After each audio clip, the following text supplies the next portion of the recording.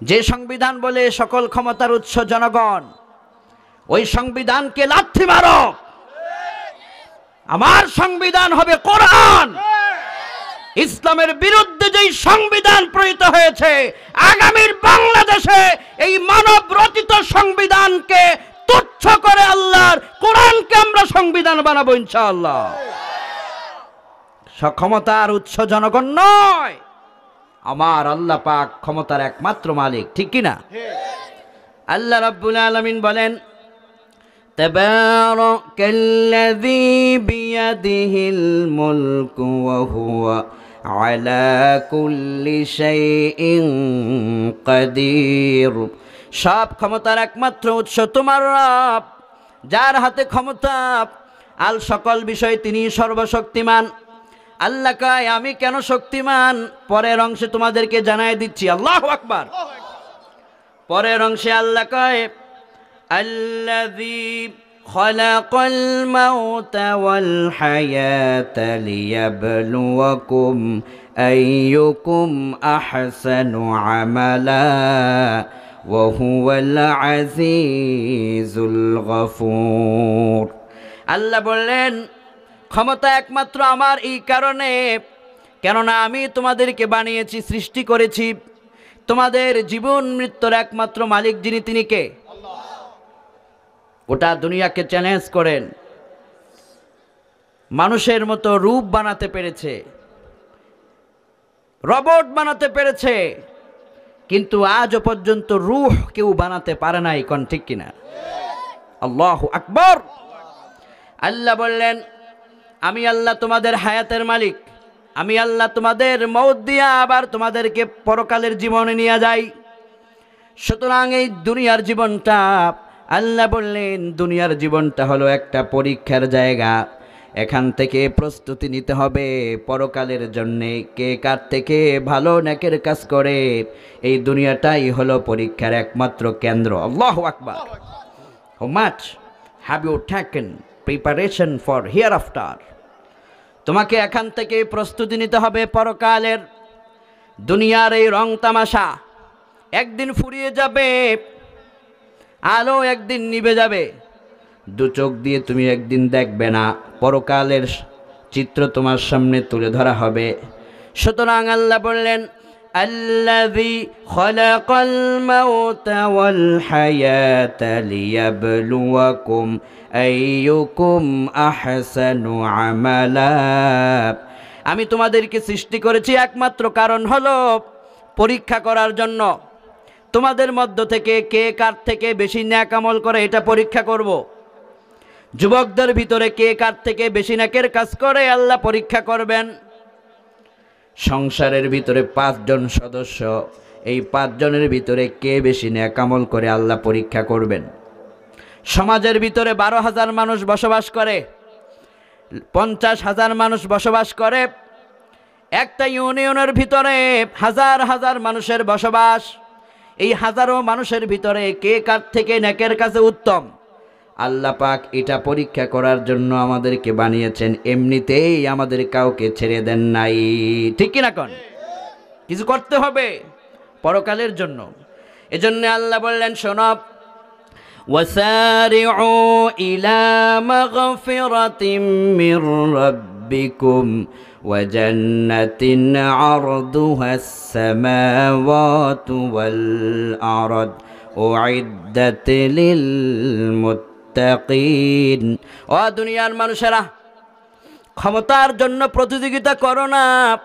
আল্লাহ বলছেন লিয়াবলুয়াকুম আইয়ুকুম আহসানু আমালা, নেক আমলের পথে প্রতিযোগিতা করো। আল্লাহ বললেন 2টা জিনিসের প্রতিযোগিতা তোমরা বেশি করো। এক, রবের পক্ষ থেকে ক্ষমা পাওয়ার প্রতিযোগিতা।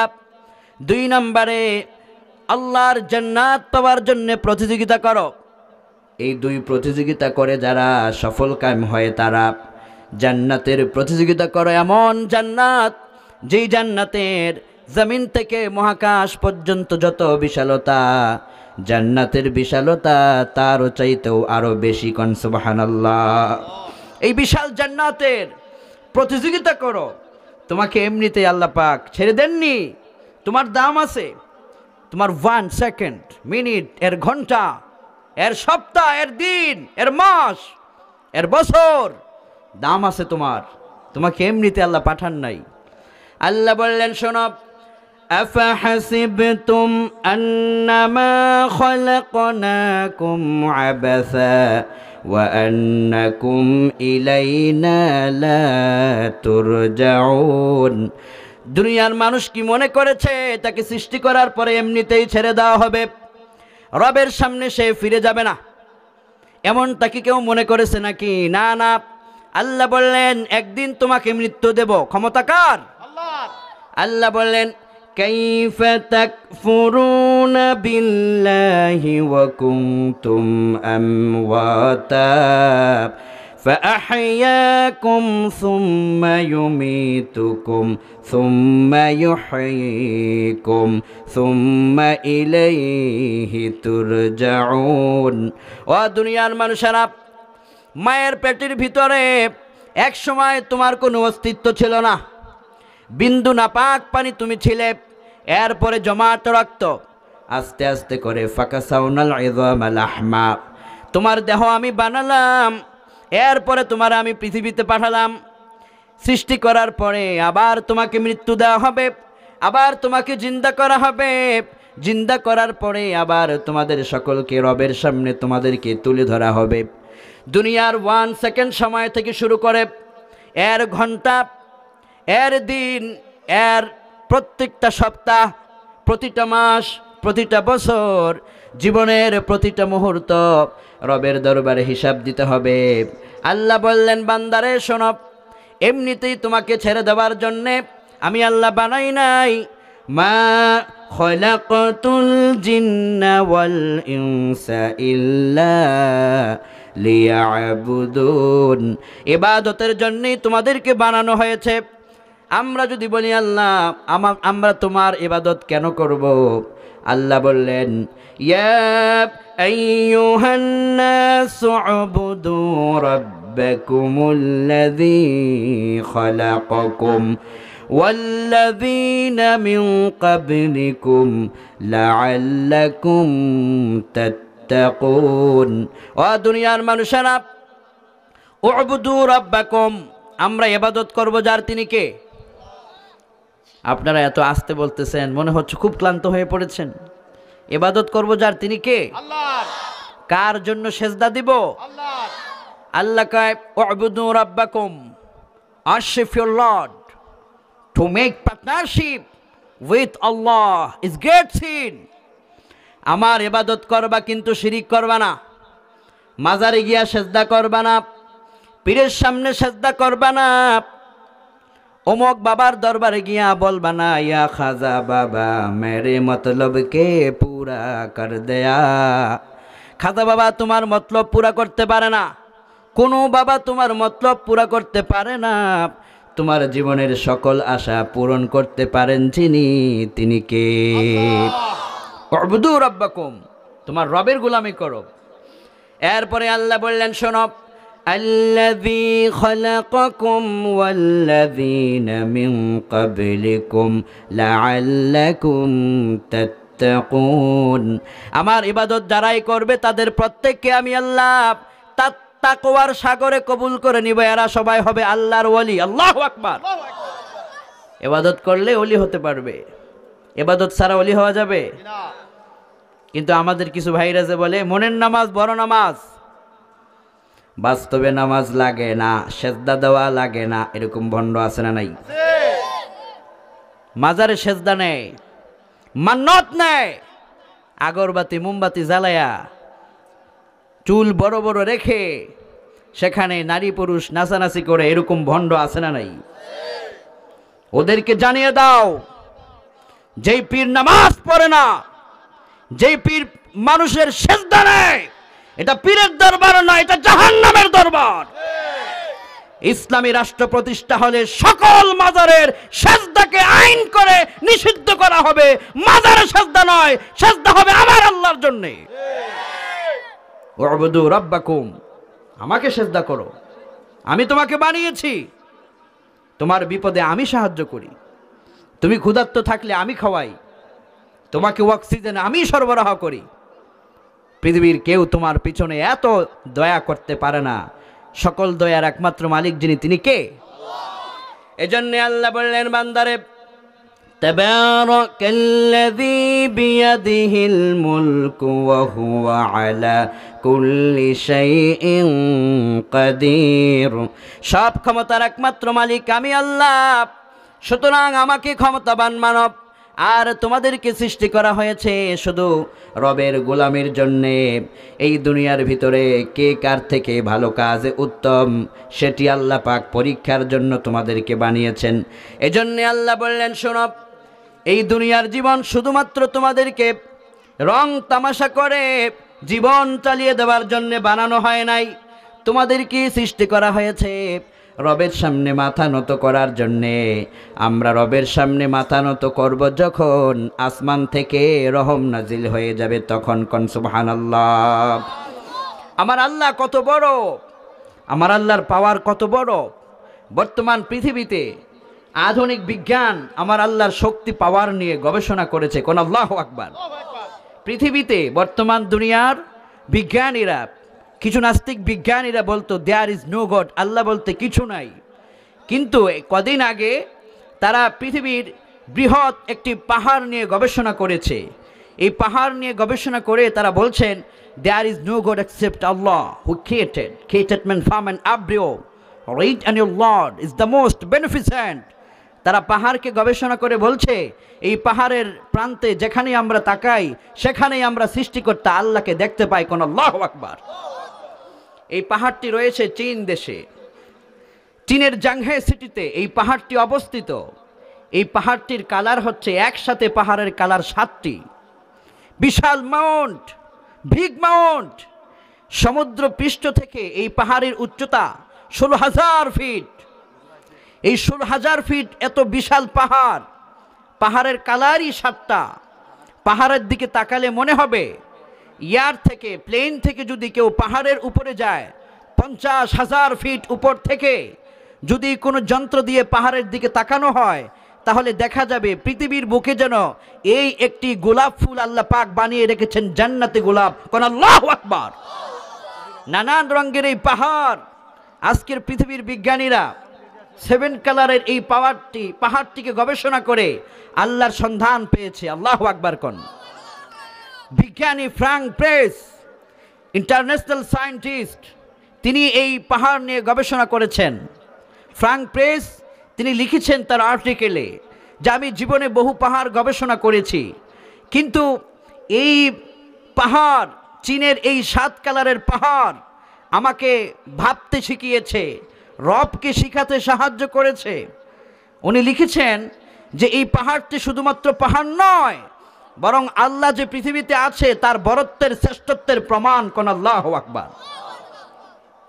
আল্লাহ আসমান থেকে কয়, রে দুনিয়ার মানুষেরা, যখনই তোমাকে শয়তান ধোঁকা দেয় মনে করবা তোমার রব বড় না, ওই সময় পাহাড়ের দিকে তাকাবা, তখন তোমার ঈমান বেড়ে যাবে যে পাহাড় যে আল্লাহ এত বড় বানাতে পারে, না জানি সে আল্লাহ কত বড়, আল্লাহু আকবার।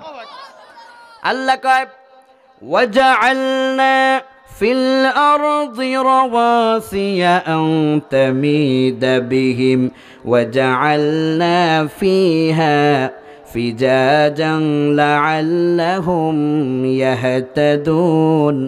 ও দুনিয়ার মানুষেরা, আমি আল্লাহ জমিনের উপরে সুদৃঢ় পাহাড়কে আমি আল্লাহ পাক নিজে বানিয়েছি, আল্লাহু আকবার। আমরা বললাম পাহাড়গুলো কেন বানিয়েছেন? আল্লাহ কয়, তোমাদের যে এই যে বিশাল মাহফিলের প্যান্ডেল বানালা, এই প্যান্ডেলের ভিতরে খুঁটি আছে না নাই? খুঁটির কাজ হলো প্যান্ডেলকে দাঁড় করায় রাখবে, বাতাস আসলে যেন প্যান্ডেল হেলে দুলে পড়ে না যায়। এই যে ক্যামেরা দাঁড় করানো, ক্যামেরার ভিতরে পিলার গেড়ে রাখার জন্য, দাঁড়িয়ে রাখার জন্য আছে না নাই? এবার যদি একজন ক্যামেরাম্যান ক্যামেরাটা এভাবে রেখে চলে যায়, ক্যামেরা কি থাকবে নাকি ভেঙে যাবে? বিজ্ঞান কয় এই পাহাড় তোমার রবকে চিনিয়ে দেয়। তোমার বাড়ি, তোমার ফাউন্ডেশন, তোমার যে বাড়ি করো, বিল্ডিং করো, দালান করো, এই দালানের পিলার আছে না নাই? পিলার আছে। পিলারটা কেন দেওয়া হয়? যেন বিল্ডিং হেলে দুলে পড়ে না যায়। পৃথিবীরও একটা পিলার আছে, আল্লাহু আকবার। পৃথিবীটা যেন হেলে দুলে পড়ে না যায়, এই দুনিয়াবাসীরা যেন সুখে থাকতে পারে, শান্তিতে থাকতে পারে। আল্লাহ বললেন ওয়াজআলনা ফিল আরদি রাওয়াসিয়া আন তামিদা বিহিম ওয়াজআলনা ফিহা ফিজাজান সুবুলাল লাআল্লাহুম ইয়াহতাদুন। আমি আল্লাহ পাক পাহাড়কে তোমাদের পিলার যেমনে ঘর হেলে দুলে না পড়ার জন্য বানাও, পিলার যেভাবে তোমাদের ঘরগুলোকে সুন্দরভাবে স্টে করে দাঁড় করিয়ে রাখে, গোটা দুনিয়া যেন হেলে দুলে পড়ে না যায়, পেরেক স্বরূপ আমি আল্লাহ পাহাড়কে তোমাদের জন্য নিয়ামত স্বরূপ বানিয়ে দিয়েছি। কোন সুবহানাল্লাহ। পাহাড় রবের বরত্ব শিখায়, আল্লাহ যে আছেন এটা শিখায়। বিজ্ঞান বলছে পাহাড় শুধু পাহাড় নয়, এটা হচ্ছে পৃথিবীর জন্য বিগ অক্সিজেন। অক্সিজেন ছাড়া কি মানুষ বাঁচতে পারে নাকি? আল্লাহু আকবার। বর্তমান পৃথিবীতে একদিন যদি আপনাকে বাঁচতে হয় তাহলে 550 লিটার অক্সিজেন লাগবে। এই 550 লিটার অক্সিজেনের মূল্য হচ্ছে $800, যার এক বছরের মূল্য 29 কোটি টাকা। আল্লাহু আকবার। অক্সিজেন ছাড়া যেমন মানুষ বাঁচতে পারে না, বিজ্ঞান গবেষণা করে প্রমাণ করেছে পাহাড় ছাড়া পৃথিবী টিকতে পারে না, পরিবেশ থাকতে পারে না। আল্লাহু আকবার। বিজ্ঞানী ফ্রাঙ্ক প্রেস তিনি গবেষণা করে লিখেছেন এই পাহাড়ের মধ্যে আল্লাহ পাক একটা লেয়ার রেখেছেন, বিশাল উঁচু পাহাড়, পাহাড়ের মধ্যে এক ধরনের লেয়ার আল্লাহ পাক সেট করেছেন। সূর্য থেকে যখন সূর্যের সরাসরি আলোটা পাহাড়ে পড়ে, তখন এই আলোতে পৃথিবীবাসীর জন্য সূর্যের অতি বেগুনি রশ্মিটা পৃথিবীর মানুষের জন্য ভয়ঙ্কর হয়ে দাঁড়াতে পারে। বিজ্ঞান বলছে সূর্যের অতি বেগুনি রশ্মিটা পৃথিবীর মানুষের জন্য কখনো কখনো মারাত্মক রোগের কারণ হতে পারে, ক্যান্সার পর্যন্ত হতে পারে, স্কিন ক্যান্সার। এই সূর্যের অতি বেগুনি রশ্মিটা স্কিন ক্যান্সার আপনার হতে পারে। এজন্য বিজ্ঞান বলেছে পাহাড় শুধুমাত্র পাহাড় নয়, এটা অক্সিজেন, পৃথিবীর মানুষকে বাঁচিয়ে রাখার জন্য মহৌষধ।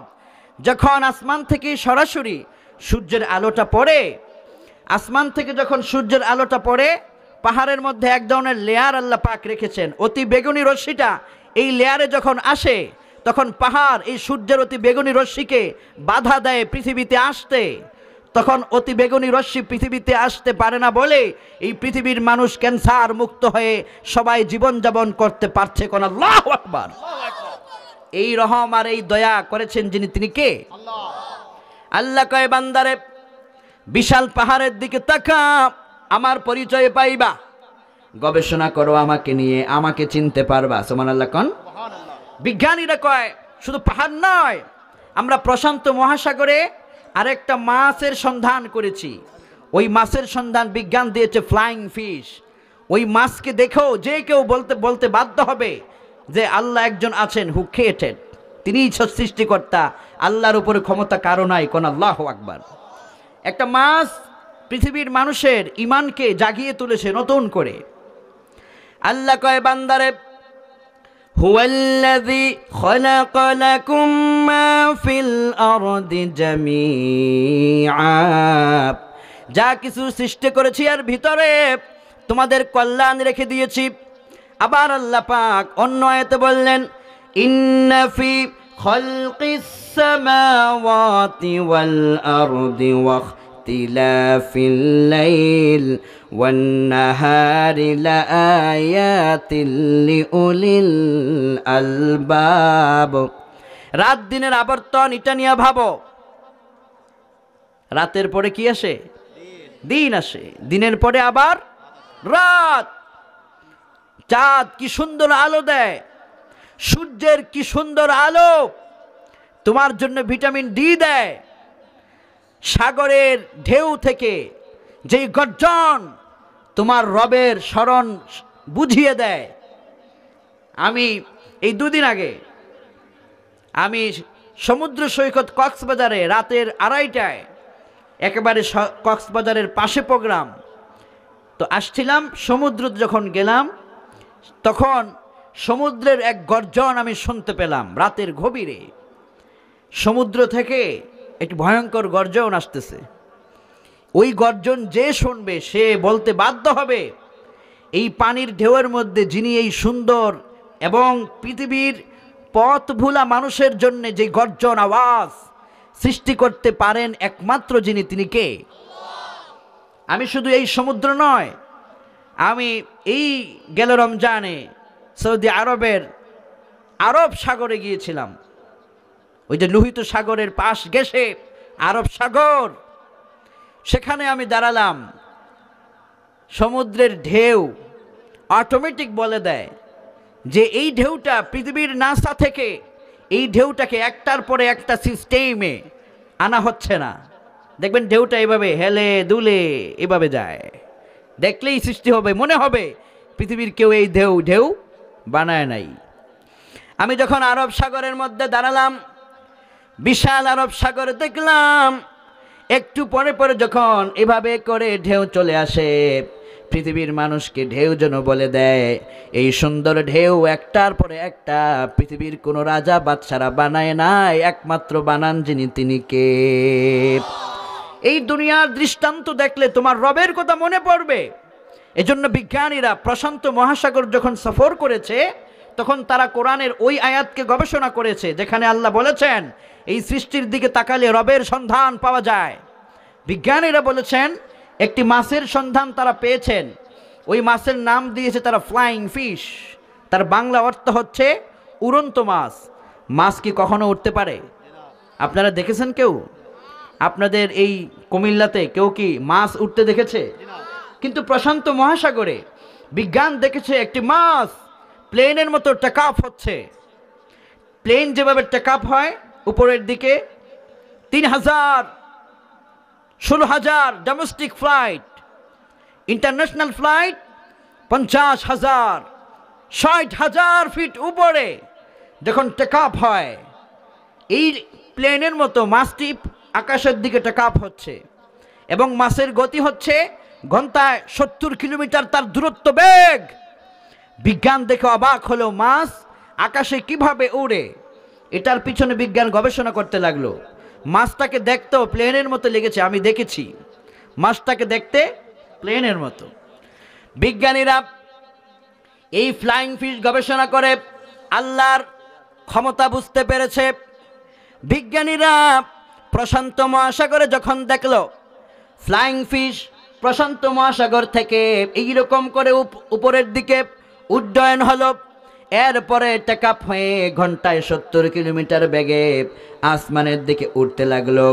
আবার যখন প্লেন ল্যান্ড করে এইরকম করে আবার সেই মাছটা আবার প্রশান্ত মহাসাগরে ল্যান্ড করে ডুব মারলো। আল্লাহু আকবার! বিজ্ঞান তারপরে এই মাছটাকে ধরলেন, গবেষণা করলেন।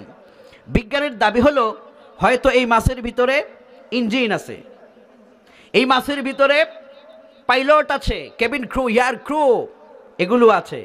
প্লেন চালাতে হলে পাইলটের প্রয়োজন হয় না? Cabin crew, air crew, engine এগুলোর প্রয়োজন হয়। তো বিজ্ঞানের দাবি হলো এটা হয়তো কৃত্রিম কোনো প্লেন হতে পারে যেটা নাসা পাঠাতে পারে, অথবা রাশিয়ার মস্কো থেকে পাঠাতে পারে, অথবা ইউনাইটেড স্টেট অফ আমেরিকা ওরা পাঠাতে পারে। কিন্তু না, বিজ্ঞানীরা এরপরে মাছটাকে ধরলেন, গবেষণাগারে নিয়ে গেলেন। গবেষণা করার পরে বিজ্ঞান দেখলেন মাছের পেটের ভিতরে ইঞ্জিন নাই, কেবিন ক্রু নাই, এয়ার ক্রু নাই, পাইলট নাই। বিজ্ঞান আবার অবাক হয়ে গেলেন, কেমনে কেবিন ক্রু, এয়ার ক্রু ছাড়া, ইঞ্জিন ছাড়া একটা মাছ কিভাবে আকাশের ভিতরে এইরকম করে প্লেনের মতো উঠতে পারে। বিজ্ঞানীরা গবেষণা করে বললেন আগে যে আল্লাহকে আমরা মানতাম না, যে আল্লাহকে আমরা চিনতাম না, যে আল্লাহকে আমরা বুঝতাম না, সেই মহান আল্লাহ ছাড়া কারো এত ক্ষমতা নাই যে একটা মাছকে প্লেনের মতো উড়াতে পারে। আল্লাহু আকবার! আমি আজ মহাবিশ্বের মহাবিশ্বয় মহাগ্রন্থ আল কোরআন আল কারীমের একটি চমৎকার সূরা এর প্রাথমিক অংশ তেলাওয়াত করেছি। এই সেই সূরা যেই সূরা আল্লাহ পাক তার ক্ষমতার, তার শক্তির বর্ণনা আল্লাহ পাক এই সূরার মধ্যে দিয়েছেন। এবং এটি এমন একটি সূরা যেই সূরাটি আপনার আমার জন্যে কবরে সাথী হবে। সূরাটি আপনাকে সুপারিশ করে আল্লাহর জান্নাত পর্যন্ত পৌঁছায় দেবে। কোন আল্লাহু আকবার। সূরাটির নাম হলো সূরাতুল মুলক। বিশ্বনবী বললেন, عن أبي هريرة رضي الله عنه قال قال رسول الله صلى الله عليه وسلم إن سورة من القرآن 30 آية شفعت لرجل حتى غفر له وهي سورة تبارك الذي بيده الملك। বিশ্বনবী বললেন, কোরআনে 30 আয়াত বিশিষ্ট একটা সূরা আছে। এই সূরাটা যদি কেউ তেলাওয়াত করে, এই সূরাটিকে যদি কেউ পড়ে, তাহলে মরার পরে তাদের গুনাহগুলোকে মাফ করে দিবেন যিনি, তিনি কে? নবীজি আরো বললেন, হিয়াল মানিআতু হিয়াল মুনজিয়াতু তুনজিহি মিন আযাবিল কবর।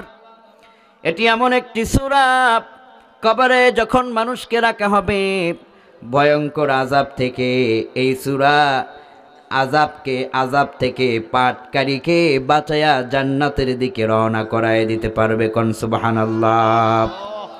আবার মুসলিমের বর্ণনায় বিশ্বনবী কয়, عن أبي أمامة رضي الله عنه قال قال رسول الله صلى الله عليه وسلم اقرأوا القرآن فإنه يأتي يوم القيامة شفيعا لأصحابه। কোরআনে কারীম তোমরা পড়ো, সূরাতুল মুলক তোমরা পড়ো, সময় পেলে সূরা ইয়াসিন পড়ো, সময় পেলে আয়াতুল কুরসি পড়ো, সময় পেলে সূরাতুত তাকাসুর পড়ো, সময় পেলে সূরাতুল ওয়াকিয়া পড়ো, সময় পেলে সূরাতুর রহমান পড়ো, সময় পেলে কোরআন থেকে যতটুকুন পারো পড়তে থাকো। যারা, নবীজি বললেন, আল্লাহর কোরআন তিলাওয়াত যারা করে সময় পেলেই, তারা যেদিন মরে যাবে হাসরের ময়দানে দাঁড়িয়ে যাবে লক্ষ লক্ষ মানুষের মাঝে। মানুষ যখন পানি পানি বলে চিৎকার মারবে, মা যখন সন্তানকে ভুলে যাবে, স্ত্রী যখন তার স্বামীকে ফেলে দৌড় আরম্ভ করবে, ভাই যখন বোনের পরিচয় দিবে না, এভাবে করে যখন মানুষ একাক হয়ে যাবে, নবীজি বললেন, ফাইন্নাহু ইয়াতি ইয়াউমাল কিয়ামাহ শাফিআন লিআসহাবিহি। এই কোরআন তখন পাঠকারীকে সুপারিশ করে আল্লাহর জান্নাতে ঢুকায় দিতে পারবে। কোন সুবহানাল্লাহ। এজন্য কোরআন পড়ব তো ইনশাআল্লাহ, বলেন ইনশাআল্লাহ। যে সূরাটির নাম হচ্ছে সূরাতুল মুলক। কি নাম? মুলক। মুলক মানে হচ্ছে রাজত্ব, মুলক মানে হচ্ছে ক্ষমতা। ক্ষমতা যার একমাত্র তিনি কে? আল্লাহ। কার ক্ষমতা? সকল ক্ষমতা আল্লাহ। রাশিয়ার মস্কোর, ইউনাইটেড স্টেট অফ আমেরিকার আজকে পুড়ছে, যদি ক্ষমতা থাকতো তাদেরকে কেউ পুরাতে পারতো না। কোন ঠিক কিনা? দিল্লির ক্ষমতা, ক্ষমতা কার? আল্লাহ। আল্লাহ রাব্বুল আলামিন বলেন, তাবারাকাল্লাযী বিয়াদিহিল মুলক وهو على كل شيء قدير।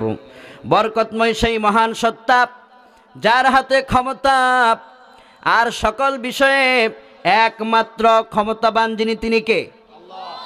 সকল ক্ষমতার উৎস কে? আল্লাহ। সংবিধানে লেখা আছে সকল ক্ষমতার উৎস জনগণ। নাউজুবিল্লাহ বলবেন না? যে সংবিধান বলে সকল ক্ষমতার উৎস জনগণ, ওই সংবিধানকে লাথি মারো। আমার সংবিধান হবে কোরআন। ইসলামের বিরুদ্ধে যেই সংবিধান প্রণীত হয়েছে, আগামীর বাংলাদেশে এই মানব রচিত সংবিধানকে তুচ্ছ করে আল্লাহর কোরআনকে আমরা সংবিধান বানাবো ইনশাআল্লাহ। ক্ষমতার উৎস জনগণ নয়, আমার আল্লাহ পাক ক্ষমতার একমাত্র মালিক। ঠিক কিনা? আল্লাহ রাব্বুল আলামিন বলেন, তাবারাকাল্লাযী বিয়াদিহিল মুলকু ওয়া হুয়া আলা কুল্লি শাইইন কাদির।